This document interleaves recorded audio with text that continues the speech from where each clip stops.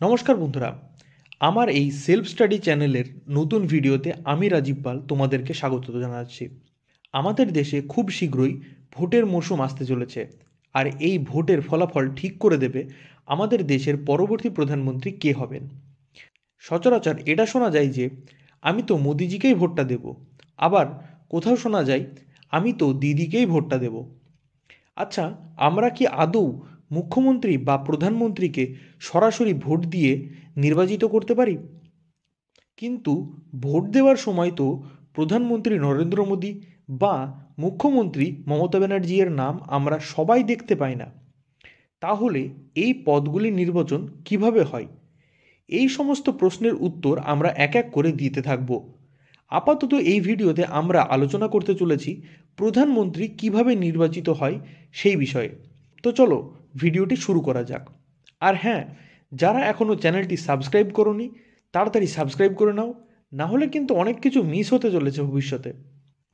প্রথমে আমরা জেনে নেব যে প্রধানমন্ত্রী বা প্রাইম মিনিস্টার হওয়ার জন্য কি কি কোয়ালিফিকেশন বা যোগ্যতার প্রয়োজন। সর্বপ্রথম যে পয়েন্টটি আসে সেটি হলো ভারতের নাগরিক হতে হবে। নাম্বার 2, প্রধানমন্ত্রী হওয়ার জন্য ন্যূনতম বয়স 25 বছর হতে হবে। নাম্বার 3, পার্লামেন্টের একজন সদস্য হতে হবে, অর্থাৎ রাজ্যসভা বা লোকসভার সদস্য হতে হবে। তবে পার্লামেন্টের সদস্য না হলেও প্রধানমন্ত্রী হতে পারেন। সেক্ষেত্রে 6 মাসের মধ্যে পুনরায় ভোটে দাঁড়িয়ে জিততে হবে এবং 6 মাসের মধ্যেই লোকসভা বা রাজ্যসভার সদস্য হয়ে উঠতে হবে, না হলে উনি ওনার প্রধানমন্ত্রীর পদ হারিয়ে ফেলবেন। এবার আসি নির্বাচন পদ্ধতিতে। প্রথমত, আমাদের ভারতের সংবিধানের কোথাও প্রধানমন্ত্রী নির্বাচনের কোনো পার্টিকুলার প্রসেসের উল্লেখ নেই। তবে 75 নম্বর আর্টিকেল অনুযায়ী প্রধানমন্ত্রীর নির্বাচন রাষ্ট্রপতি দ্বারা হবে, এটি আমাদের ভারতের সংবিধানে উল্লেখ করা রয়েছে।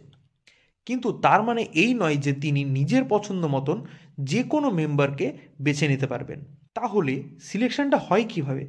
চলো স্টেপ বাই স্টেপ জেনে নেওয়া যাক। প্রধানমন্ত্রী হবার জন্য প্রথমত লোকসভা বা রাজ্যসভার সদস্য হতে হয়। প্রতিটি রাজ্যের জন্য লোকসভা এর সিট সেই রাজ্যের জনসংখ্যা অনুযায়ী সীমিত। যেরকম পশ্চিমবঙ্গ থেকে টোটাল 42টি সিট রয়েছে লোকসভাতে। টোটাল লোকসভার স্ট্রেংথ হলো 545, কিন্তু বর্তমানে টোটাল সিট সংখ্যা হলো 543। এবার লোকসভা ভোটে যে দল সর্বাধিক সিট পাবে তাদেরকে সরকার গঠনের জন্য রাষ্ট্রপতি আহ্বান জানাবেন। সেই দলকে এবার 30 দিনের সময় দেওয়া হবে লোকসভাতে সর্বাধিক সমর্থন জোগাড় করার জন্য, অর্থাৎ 543 জনের মধ্যে মিনিমাম 272+1। তারপর সেই দল সরকার গঠনের অনুমতি পাবে। এই দল থেকে যে ব্যক্তি সর্বাধিক সমর্থন পেয়ে দলীয় নেতা হিসেবে সিলেক্ট হবে সেই ব্যক্তিকেই রাষ্ট্রপতি প্রধানমন্ত্রী হিসেবে নিযুক্ত করবেন এবং শপথ গ্রহণ করাবেন। আজকের ভিডিওটি আপাতত এখানেই সমাপ্ত। যদি এই ভিডিও রিলেটেড কোনো প্রশ্ন থেকে থাকে তাহলে সেটি অবশ্যই কমেন্ট সেকশনে জানিয়ে দেবে। যথাশীঘ্র আমি সেটির উত্তর দেওয়ার চেষ্টা করব।